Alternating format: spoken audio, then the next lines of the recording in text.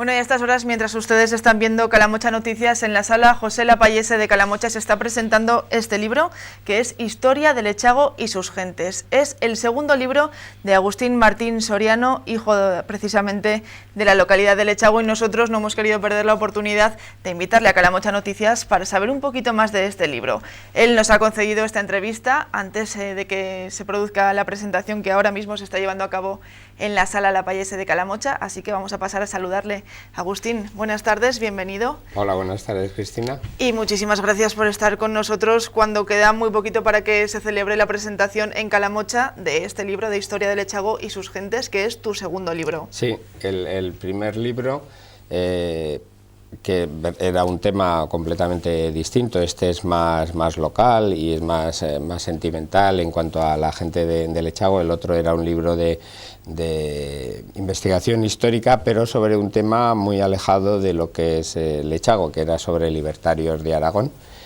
Y este, pues al final, movido por la propia iniciativa de los editores que me animaron a escribir un libro sobre mi pueblo, pues yo tenía reticencias porque eso es un trabajo muy ingente y también muy delicado, porque tienes que ser muy fiel a la historia y sobre todo a las personas que salen en el libro, porque en definitiva son personas, muchas de ellas que viven todavía, o bien son familiares suyos que ya fallecieron, pero que quedan en el colectivo, en la memoria colectiva de Lechago, ¿no? Entonces hay que tener mucho cuidado. Yo he intentado hacerlo con la máxima pulcritud y bueno, desechar temas que podrían ser polémicos y centrarme más en cosas que identifican a toda la gente de Lechago en positivo. Nos contabas, bueno, que te costó un poquito de aceptar escribir la historia de Lechago, pero una vez que te pusiste a investigar, una vez que tomaste la iniciativa de ponerte a escribir acerca de la historia de Lechago y sus gentes, ¿cómo afrontaste ese reto? ¿De qué forma te organizaste? ¿Cuánto tiempo has estado investigando? Bueno, he contado con la ayuda de compañeros y amigos de aquí de Calamocha, del Centro de Estudios del Giloca, también del Archivo Municipal. Isabel me ha ayudado muchísimo y le doy las gracias por toda su colaboración. Y gracias a ellos pues he podido recopilar un montón de información que, sumada a la que ya poseía yo desde hace muchos años, porque yo desde muy pequeño he ido, todo lo que salía de Lechago, tanto en la prensa como en libros, cualquier noticia de Lechago la guardaba, he ido formando un archivo, creo que bastante extenso, y eso es lo que me ha ayudado a tener una documentación bastante amplia. Además, claro, ahora a través de las nuevas tecnologías pues puedes entrar en archivos, puedes entrar en el Archivo Histórico Nacional, tienes información sobre el archivo de Daroca, sobre el de la Diputación Provincial, el de Teruel, el de Zaragoza, etcétera, etcétera. Y eso pues facilita mucho las cosas porque te evita un montón de viajes, que es absolutamente necesario, porque si quieres ser fiel a la historia tienes que recurrir a las fuentes originales, y las fuentes están en los archivos. ¿Y eso es difícil? Es difícil si no tienes ya ninguna experiencia, Yo, a través de cuando estuve escribiendo el libro de Libertarios, ya tuve que recurrir también a muchos archivos, a muchas fuentes originales, y entonces eso ya tengo el camino rodado para futuros libros como este o la segunda parte, porque ya sabes directamente a dónde tienes que buscar, sabes de qué forma hacer esa búsqueda, y entonces eso te ahorra mucho tiempo y te centras ya directamente en el tema específico que quieres buscar. Más o menos, ¿cuánto tiempo has dedicado a este libro? Pues 2 años, desde que presentamos el libro anterior de Libertarios de Aragón. Pues, ¿en 2015 más o menos? Sí, en el 2015, exactamente. Pues a raíz de la buena acogida, que hicimos varias ediciones y demás, como te decía antes, el editor me animó a que escribiera un libro sobre la historia de Lechago. Y ya empecé desde entonces, empecé a poner en orden toda la documentación que yo tenía, todos mis archivos, libros, revistas, etcétera, etcétera.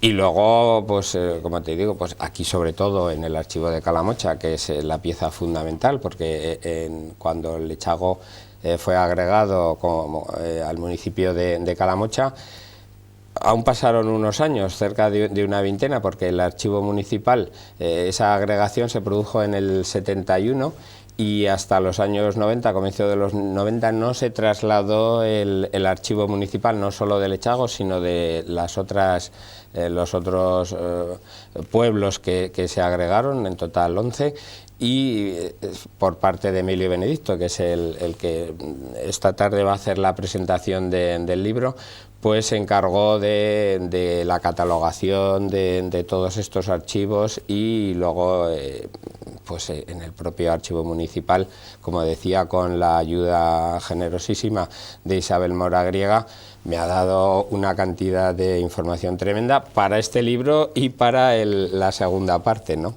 Hablaremos luego de la segunda parte. En este libro, en Historia del Lechago y sus gentes, hay información que se remonta a tiempos muy antiguos. Sí, hay una serie de yacimientos arqueológicos dentro de lo que era el antiguo término municipal de Lechago, donde se ve que hay una sucesión de hábitat desde tiempos muy antiguos, incluso desde antes de que existiera noticias históricas, desde la prehistórica. Hay ya yacimientos que los expertos catalogan como pertenecientes al Neolítico.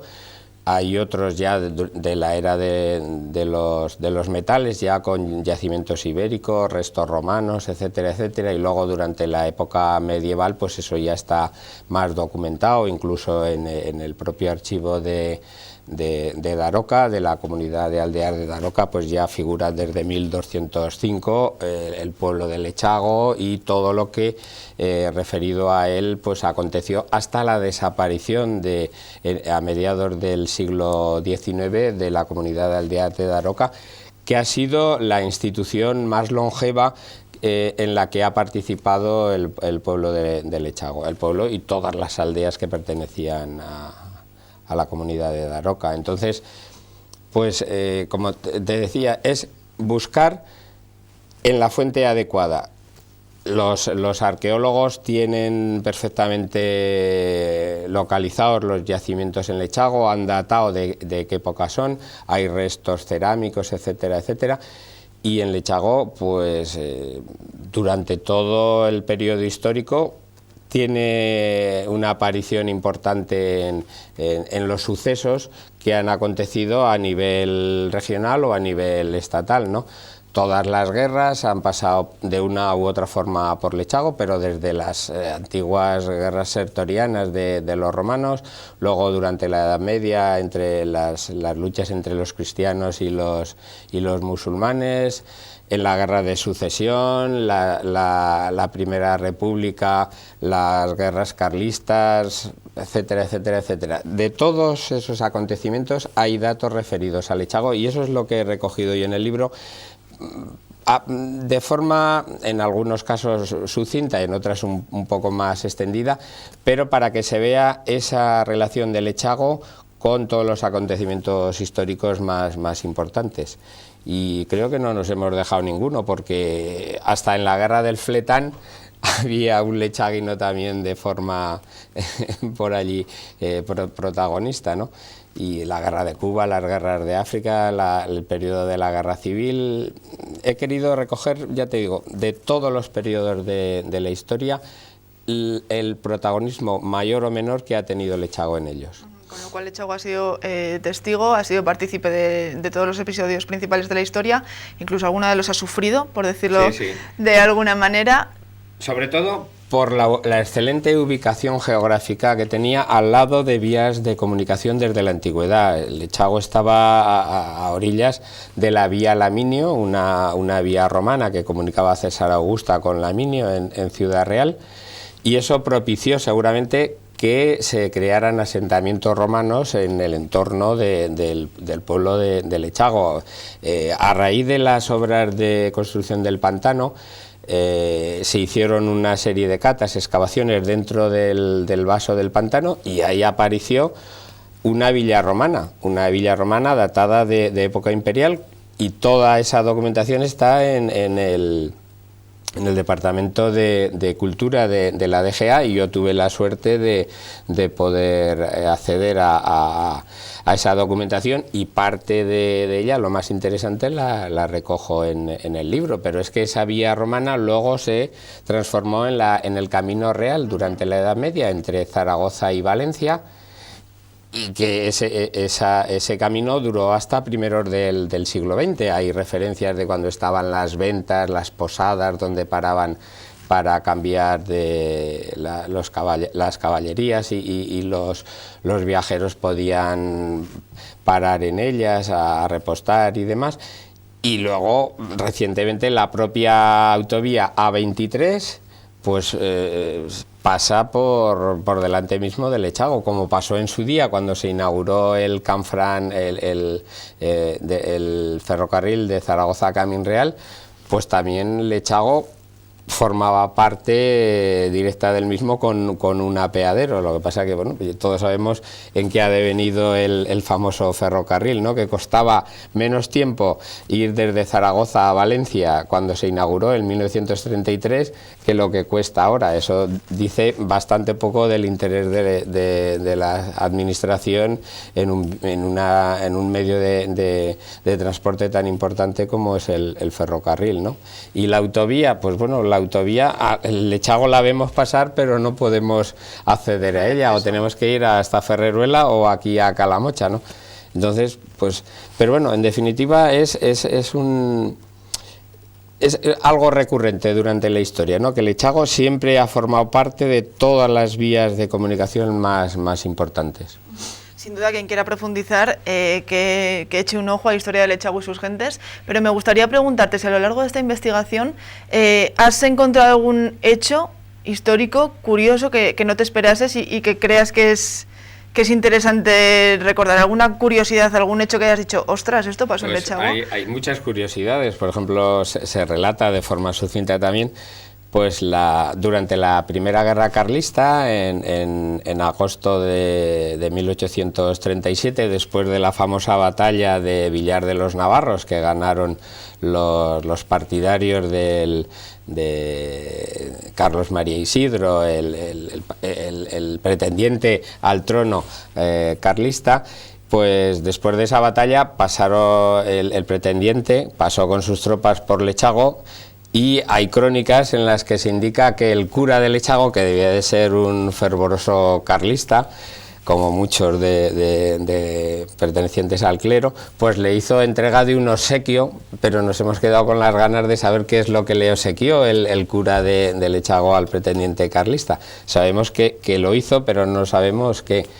O como también durante las guerras napoleónicas o la guerra de independencia, Lechago, junto con otros pueblos de la comarca, fue castigado por el asesinato de un recaudador del ejército francés, y junto con Luco, Lechago, Navarrete y los pueblos de la comarca tuvieron que pagar 25.000 pesetas de aquella época, lo cual, como castigo por ese asesinato, lo cual arruinó completamente el ayuntamiento de Lechago, y supongo que los otros también. Pero Lechago fue saqueado durante las guerras de los dos Pedros, Pedro I el Cruel de Castilla y Pedro IV el Ceremonioso de Aragón.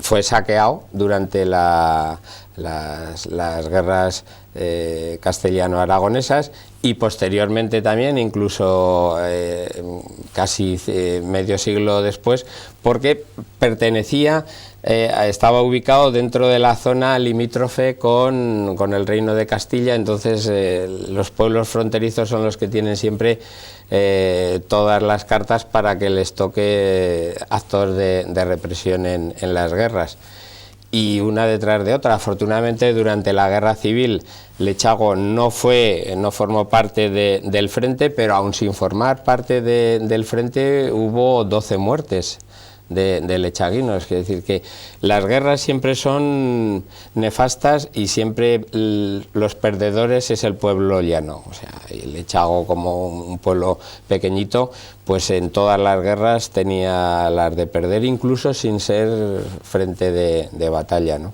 Pues como bien hemos dicho, Lechago vivió y sufrió y ha sufrido la historia de España. Quería preguntarte también, Agustín, porque uno de los episodios más recientes, que además ha corrido mucha tinta sobre este asunto, es el embalse del Lechago. Un embalse que el pueblo se oponía a que se construyera, finalmente se realizó. Hasta hoy en día todavía sigue arrastrándose este tema y también aparece en este libro sí, porque no deja de ser el embalse del uno Lechago. de los hitos de la historia reciente de Lechago. El pantano de Lechago, lo dijimos nosotros ya desde la Asociación de Amigos de Lechago en su día, es un despropósito total.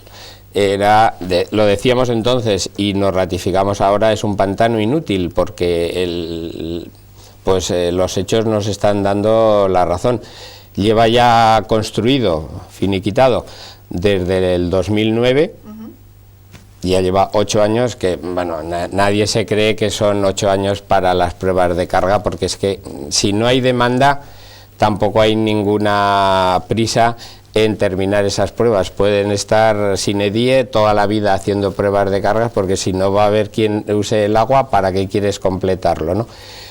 Pero es que los regantes, y me da coraje decirlo, pero es que los regantes del Bajo Jiloca, que son los que demandaron con mucho ahínco, especialmente desde la alcaldía de Calatayud, cuando estaba Fernando Martín de alcalde, pues estos son como el perro del hortelano, ni comen ni dejan comer. Es decir, ellos no quieren usar el agua porque les resulta muy cara, pero es que tampoco quieren ceder sus derechos de uso del agua para que se pueda destinar esa infraestructura que ya le ha costado a la administración, ya le ha costado al Estado, o sea, a todos nosotros nos ha costado un dineral, entre lo que es la obra y compensaciones, restituciones, más de 60 millones de euros, pero que no sirve, y a este paso no va a servir absolutamente para nada, pues porque ni se va a usar para riego, ni se va a usar para usos recreativos y de otra índole, como podía ser el proyecto de Jiloca al Aqua.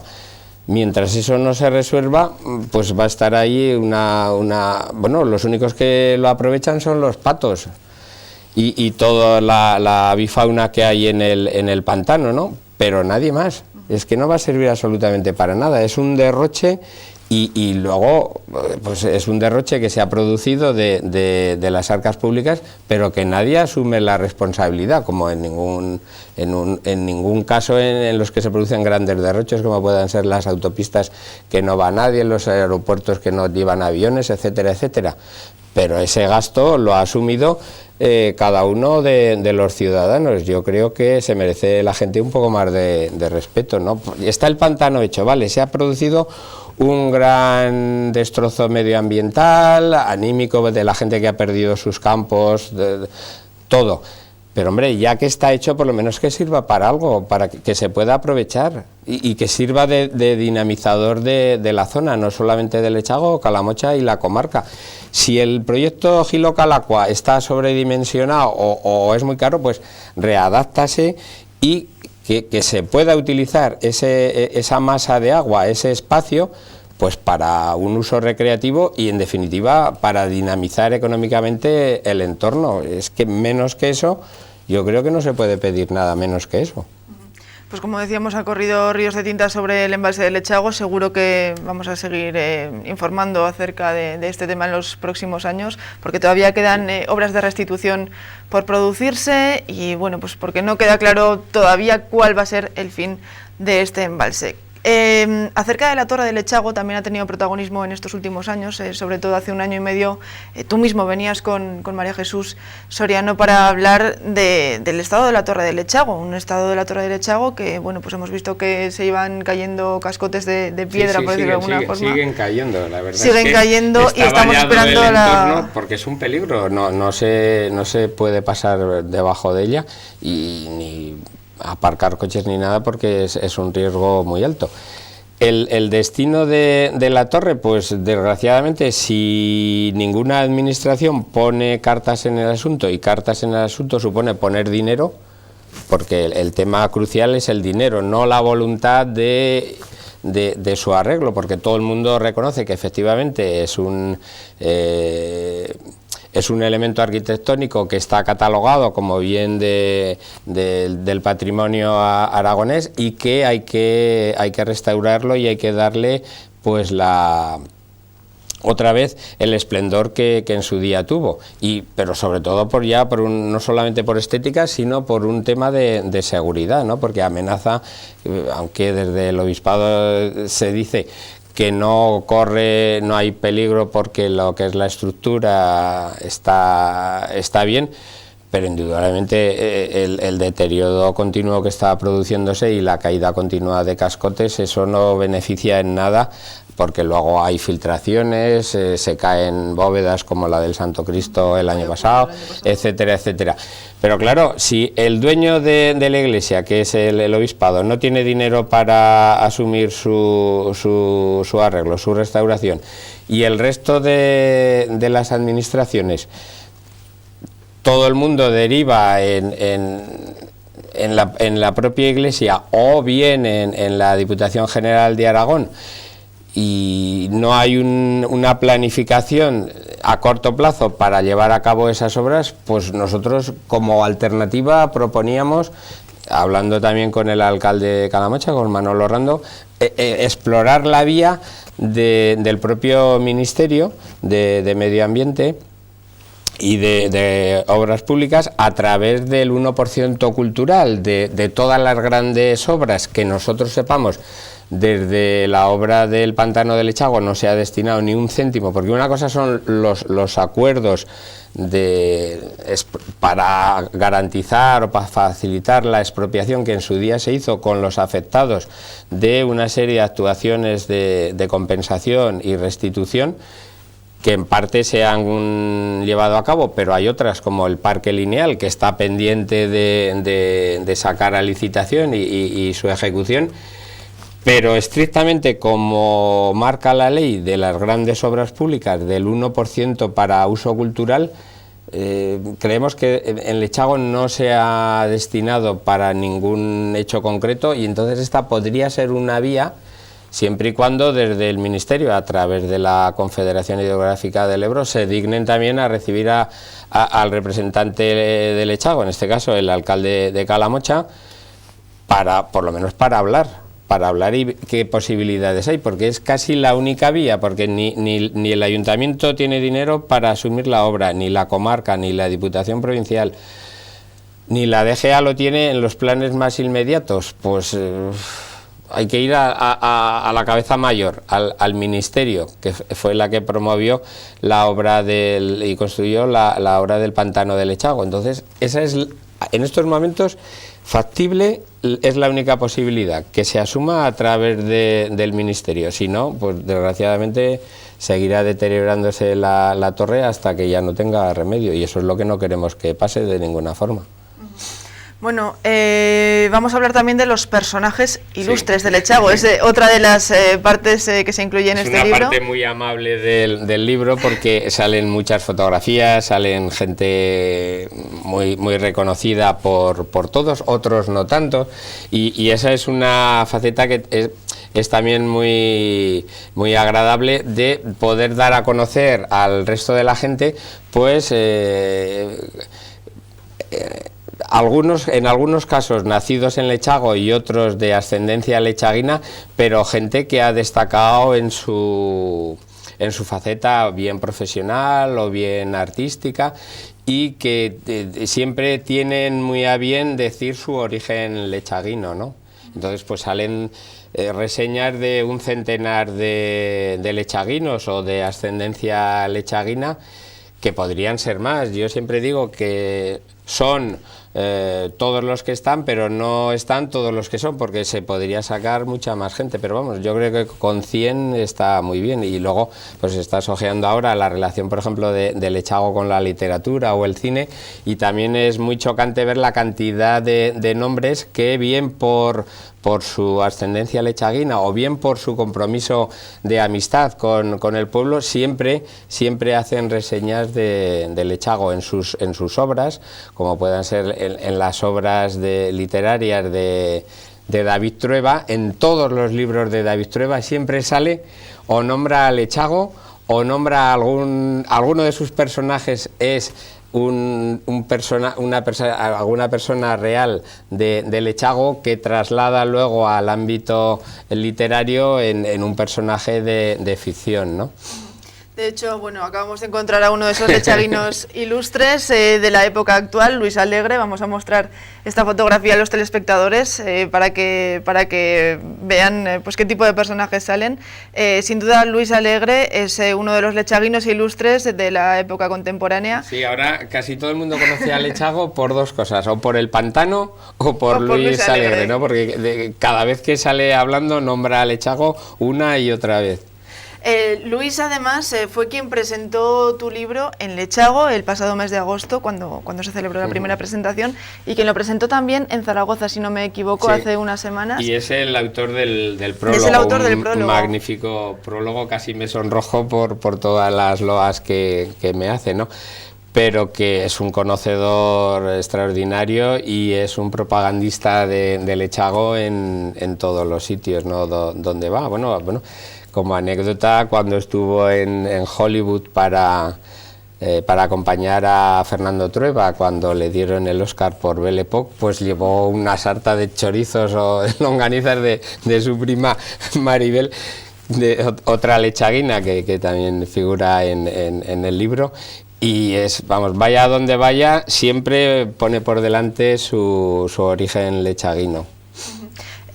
Concretamente, pues quería preguntarte por Luis Alegre, porque si le has elegido para que sea prologuista, si además es uno de los lechaguinos más reconocidos en la época actual, ¿qué relación te une a Luis Alegre? Que además, el día que presentabas el libro en Lechago, nos decía: no sé si el pueblo de Lechago va a saber agradecer a Agustín lo suficientemente lo que ha hecho con este libro.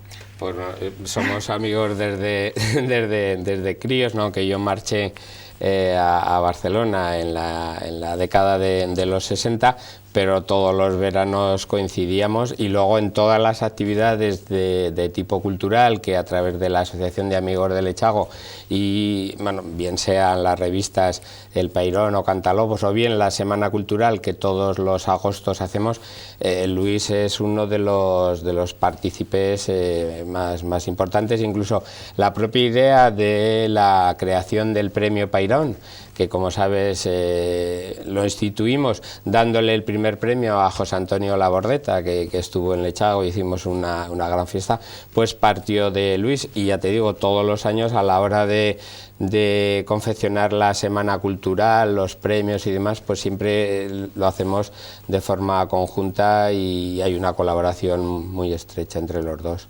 Por cierto, hablabas ahora de la Asociación de Amigos de Lechago. Lechago ahora no sería Lechago sin la Asociación de Amigos de Lechago, que es una de las asociaciones que, por no decir la asociación que dinamiza el pueblo, la asociación reivindicativa, pues, que siempre está al pie del cañón. Afortunadamente existe la Asociación de Amigos de Lechago, como existen otras asociaciones del mismo tenor en los pueblos de la comarca, no solamente los agregados a Calamocha, sino en toda la comarca del Jiloca y por ende en todos los pueblos de Aragón.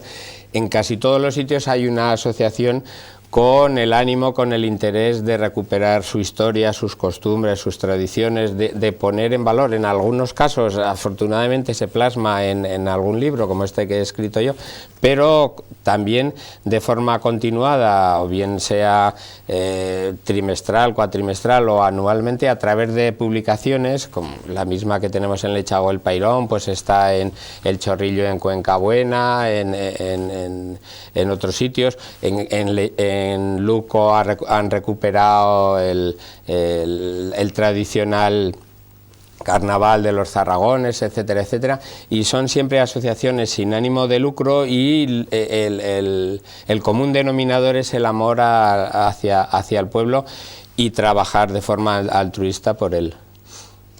De hecho, bueno, pues recibió el premio Batallador hace 2 años, en 2015, un merecido premio Batallador que entregaba la Peña La Unión en aquel año.